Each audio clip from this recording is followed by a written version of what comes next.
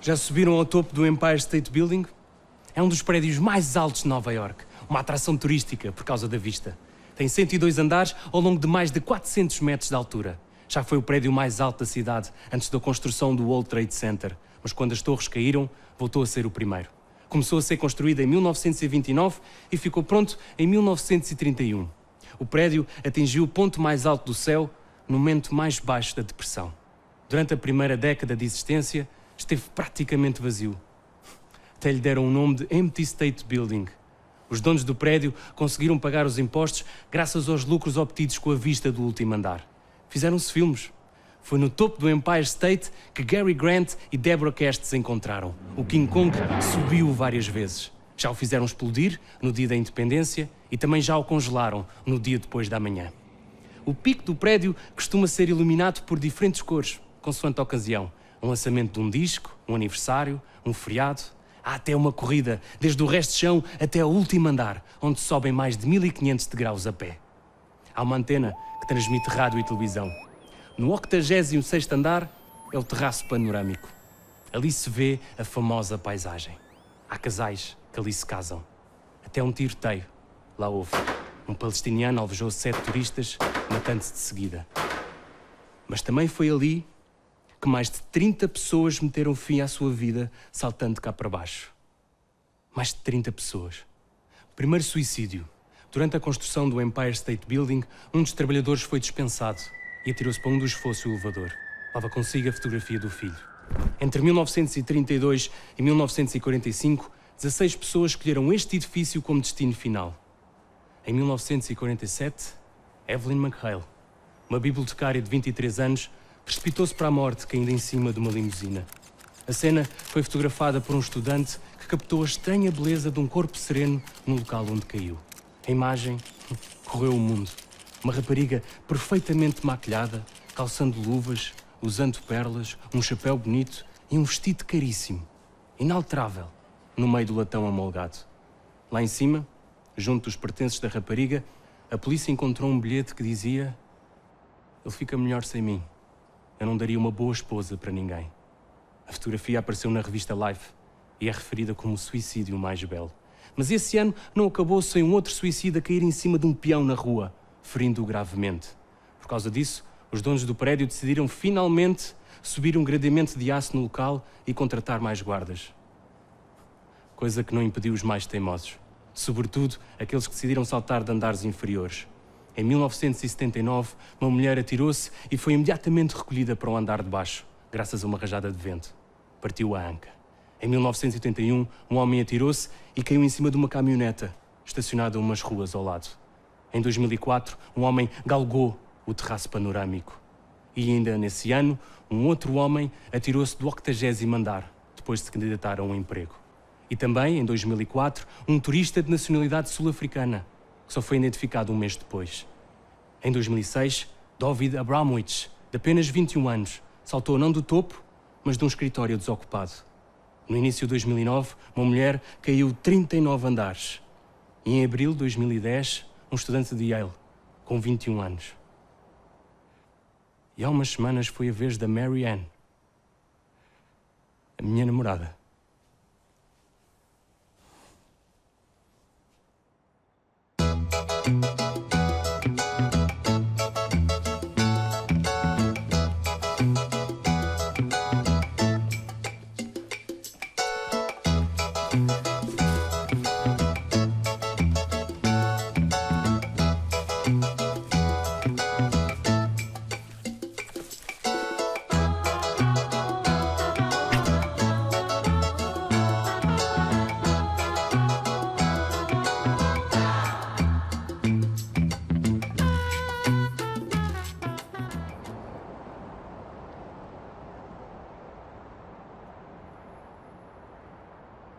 Eu queria estar onde ela esteve. Hoje, ao fim de 7 tentativas, ela conseguiu subir ao topo do Empire State Building. E em vez de sentir uma vontade inesperada de me atirar também, não. Olhei para a vista. Comecei a chorar. Como é que alguém consegue chegar aqui acima e ignorar toda esta paisagem? Ferindo.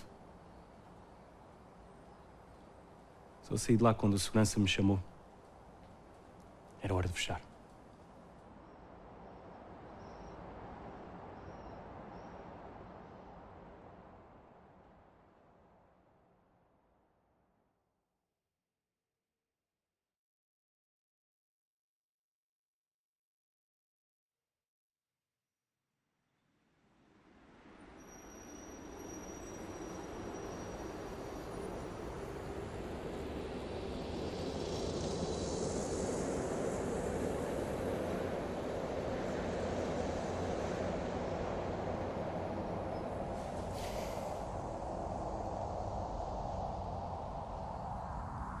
Há 7 anos tentei matar-me pela primeira vez.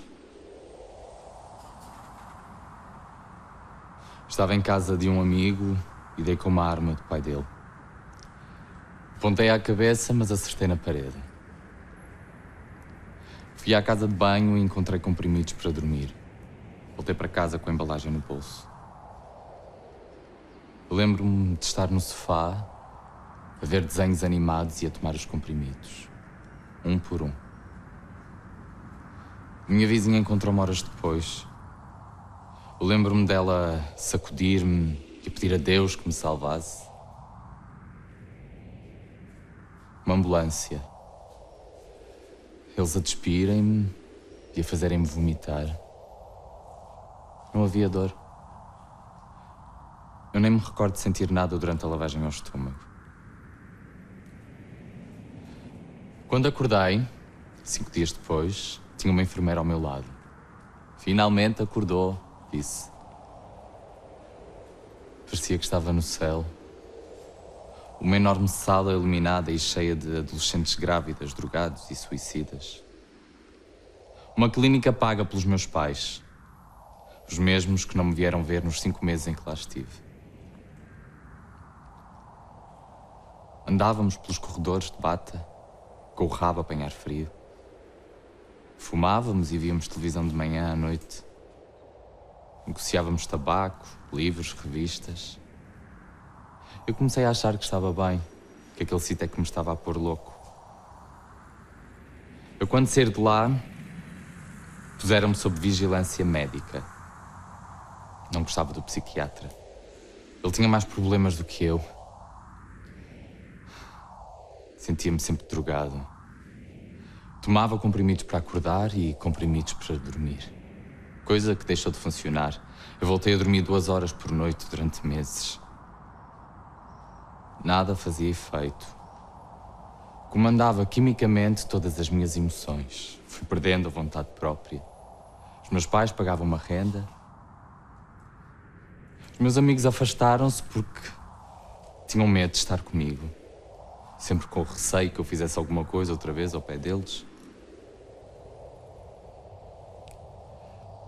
Meti-me numa relação, mas ele achava que eu tinha problemas para resolver.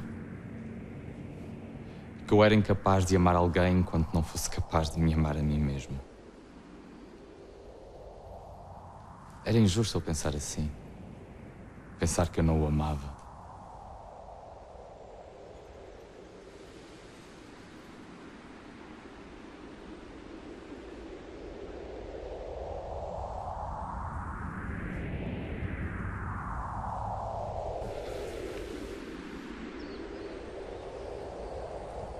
O único caminho que me parece correto é aquele que me levará a uma paz que não consigo alcançar. E hoje, daqui do topo do Empire State Building, de onde vim saltar, eu espero finalmente encontrá-la. A terceira tentativa vai ser de vez. A polícia vai querer perceber porquê. Mas não percam tempo comigo.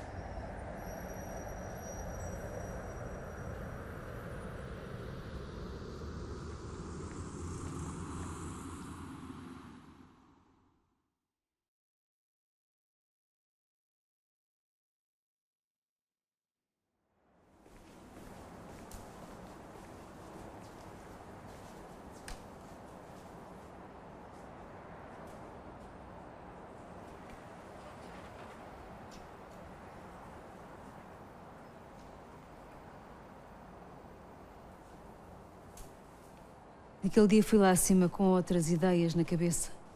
A única que me restava nesta insatisfação. Tenho vivido a planear isto. E só não fiz antes porque pensava... Esta semana ele faz anos, para o mês que vem faz 2 anos de casados, depois é o dia do pai, da mãe... Ou então era interrompida. Uma constipação, uma gripe, uma alergia, uma infiltração em casa. Alguma coisa que me distraía, que me tirava do meu percurso, do inevitável. Ia adiando. Não sei se tinha o secreto desejo de que, entretanto, as coisas mudassem. Não mudavam. Nunca mudam. E então achei que estava na altura de tratar do assunto. Cheguei à entrada do Empire State Building, comprei o meu bilhete. Disseram-me: "Ah, que bom, é nova-iorquina. Os nova-iorquinos não visitam o suficiente o seu Empire State Building. Deviam vir cá mais vezes." Eu já lá tinha ido umas 7 vezes, desde que comecei a pensar muito seriamente nisto. Com o bilhete na mão subi, olhei para a proteção em ferro pontiagudo. Eles não percebem que quando queremos mesmo fazer isto não é uma coisa daquelas que nos vai impedir. É só subir e saltar. Lá em cima, tentei arranjar um ponto de referência. Um local com memórias. Um parque para onde olhasse e me lembrasse de um momento romântico. Um pouco de amor, de felicidade, de vida, de força. Mas não se passava nada. Não conseguia. Foi quando eu passava os olhos pelas torres gêmeas que eu vi aquilo acontecer.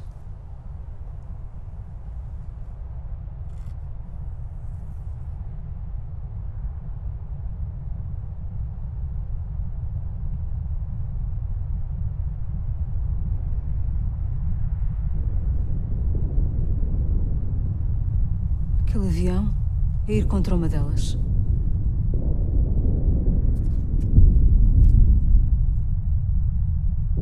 Os gritos de quem estava perto de mim. Os turistas todos a tirarem fotos e a gritarem. Confusão. A torre com o fumo, aquela visão mesmo à nossa frente, ao nível do nosso olhar. Ficámos encostados às grades. "Estão a atacar a cidade", alguém gritou. Houve quem se apressasse a sair dali. Outros, como eu, ficaram a ver, à espera. Não tinha ninguém conhecido a trabalhar lá. Nem gosto do prédio. E depois, outro avião.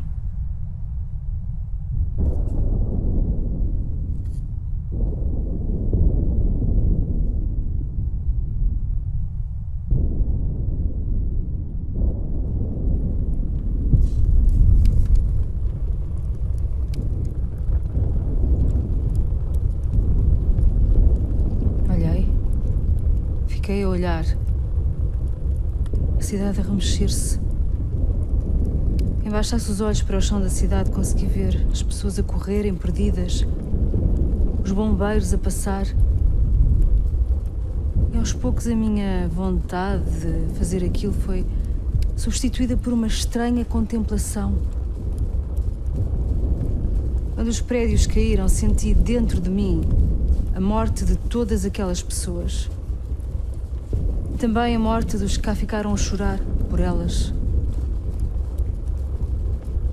Num ápice, tudo ficou em cinzas. Um espaço repleto de gente com gosto pela vida. E eu, aqui. A cidade ia ficar virada do avesso. O país ia ficar virado do avesso. O mundo não me deixou resolver o meu assunto. Por momentos desejei estar numa das torres e ter vindo abaixo com toda aquela gente a encontrar reconciliação naquele desabamento, naquela devastação. Mas não. Estava no topo do Empire State Building. Desci. Cá embaixo o caos. Fui para casa a pé. Caminhei quase 1 hora. Cheguei a casa, entrei, fechei a porta. Era impossível não sentir o sobressalto lá fora. Disse para mim: ainda não vai ser hoje.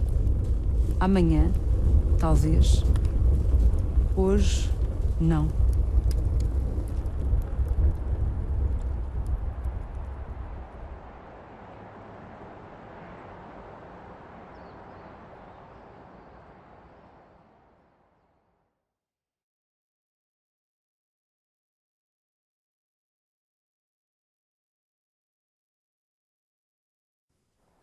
Estacionei o carro perto da entrada do Empire State Building. Esperei, com o carro desligado, quase 1 hora. No banco ao meu lado, 3 envelopes. Lá dentro, 3 cartas. Uma para a minha mãe, outra para a minha irmã e mais uma para o Michael, o meu Michael.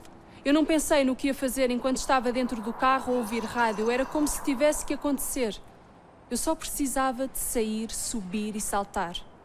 Fumei cigarros atrás de cigarros. Quando acabava um, acendia logo o outro. Por isso, dei cabo do maço no instante. Saí do carro e procurei uma tabacaria. Quando estava a apagar os cigarros a um indiano, ouvimos uma explosão na rua. Um rebentamento que me acordou daquele estado de dormência. As pessoas gritavam e aproximei-me da porta da tabacaria. Estava imensa gente a amontoar-se ao pé do meu carro. Corri para ele e percebi porquê. Um homem tinha-se atirado do Empire State Building e tinha caído sobre o meu carro. As pessoas olhavam horrorizadas e alguém chamou uma ambulância. Olhei para o topo do prédio. Voltei a olhar para o corpo transfigurado do homem no meio de vidros e chapa salpicado de sangue. E lembrei-me que a polícia ia encontrar 3 cartas de despedida junto do corpo. Isso iria criar ainda mais confusão junto da família, mas eu não consegui fazer nada. A não ser afastar-me do local e procurar a entrada mais próxima do metro.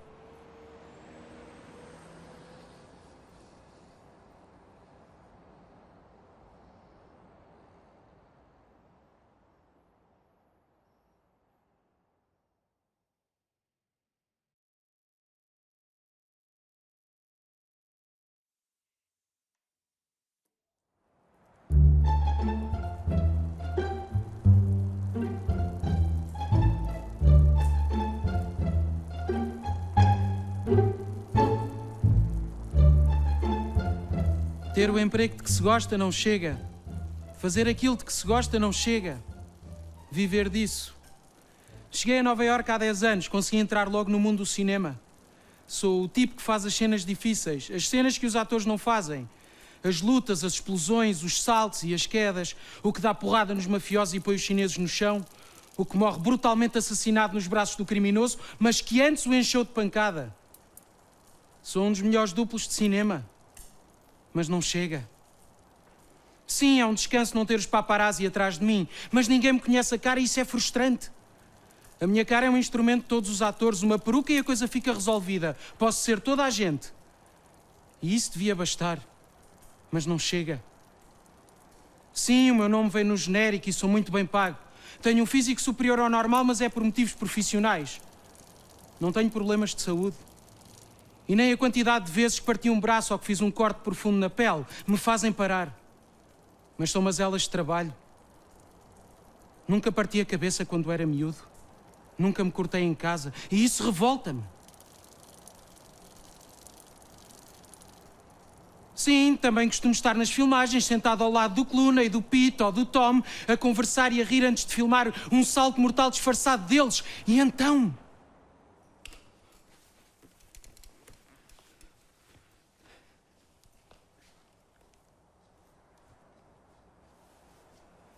Quando não tenho trabalho, ando pelas ruas de Nova Iorque de bicicleta durante horas.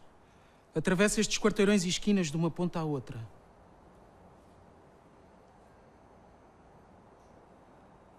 E foi num desses passeios que o Empire State Building me pareceu a imagem perfeita da minha insignificância. Eu podia ser muito bom no que fazia. Entrar em grandes filmes, andar com as estrelas, estar cheio dele. Mas não era ninguém. Naquele dia decidi fazer aquilo.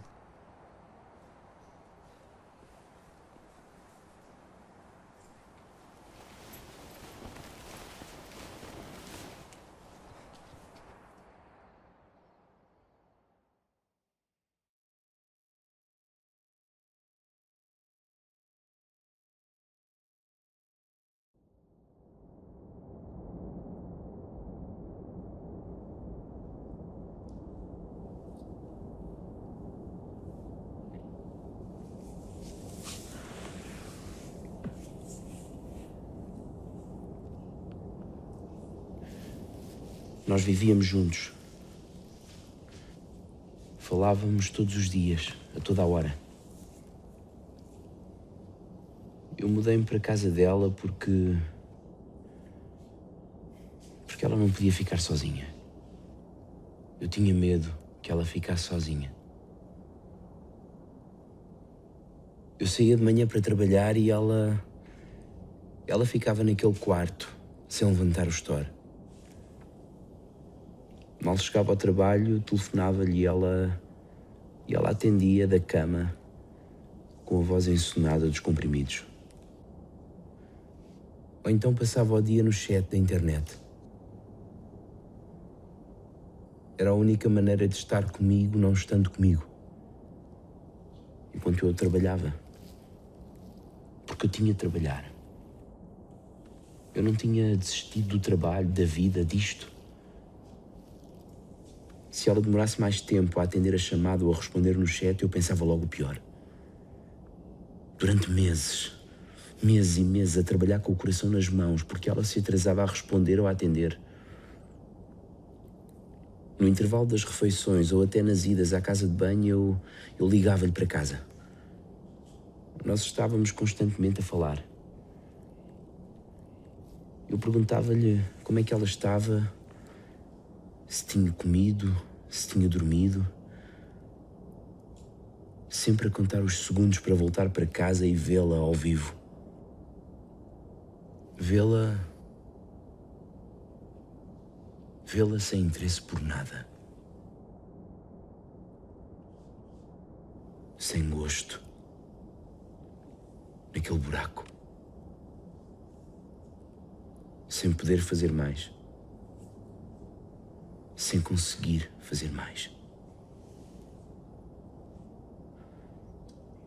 Mas um dia, segundo transformou-se em minutos, e os minutos em horas, e ela sem atender, sem responder. E eu a trabalhar, e a ter de estar ali no trabalho. Eu comecei a pensar coisas horríveis, com o suor a correr-me pela cara. Eu disse ao meu chefe que precisava de sair, que tinha de sair, que ia sair. Eu liguei-lhe do telemóvel e nada. Eu corri pela rua que nem um louco, apanhei um metro. Liguei-lhe para casa e nada. Cheguei a casa, abri a porta, chamei por ela e nada. Um silêncio.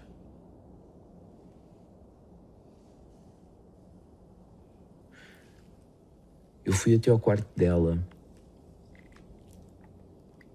abri a porta e não estava lá ninguém. O store estava levantado e o espaço banhado com uma luz incrível. Eu não me lembro de alguma vez ter visto aquele quarto assim.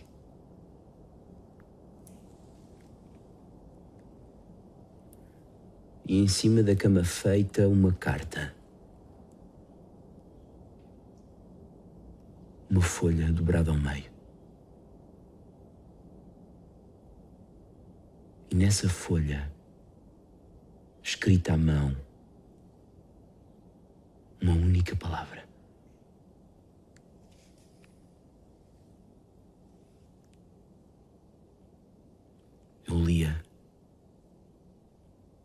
lia repetidas vezes essa palavra. Era um pedido de desculpas.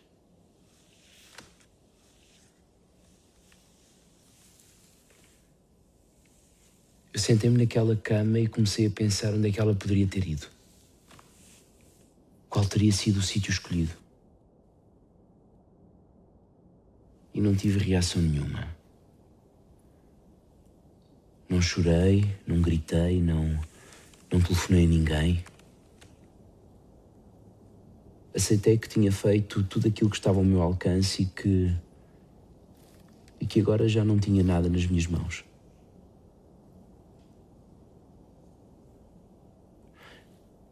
E sentado ali, naquela cama, pensei que estivesse ela onde estivesse, ela estaria melhor. Estaria em paz.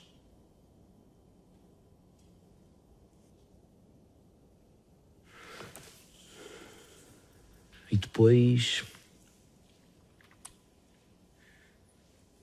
o telefone tocou.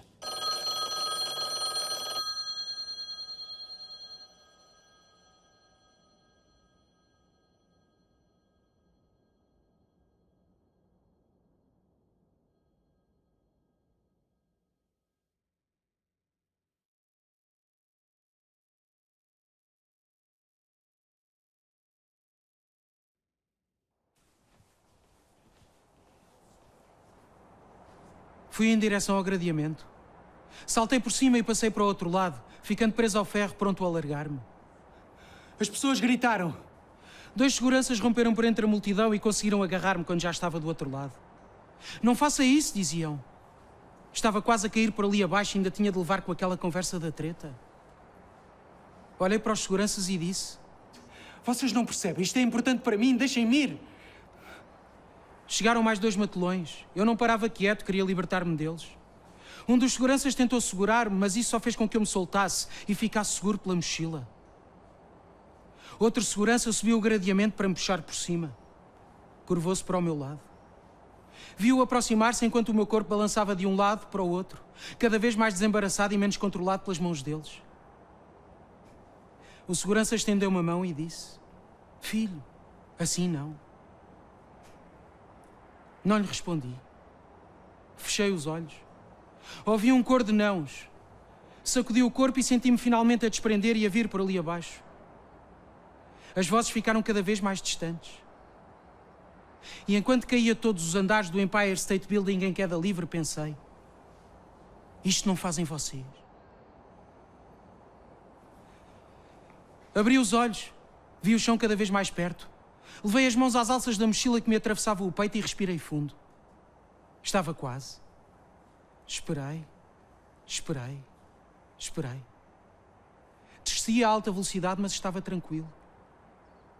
E na altura certa puxei o cordel que me abriu o paraquedas na mochila. O paraquedas desfraldou-se num estouro que silenciou tudo o que estava à minha volta.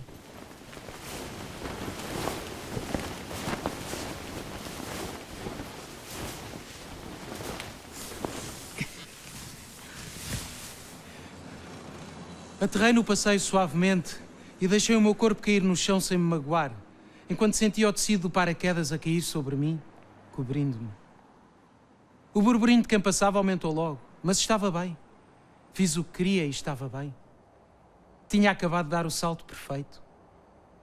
E nunca, como naquele momento, me senti tão vivo.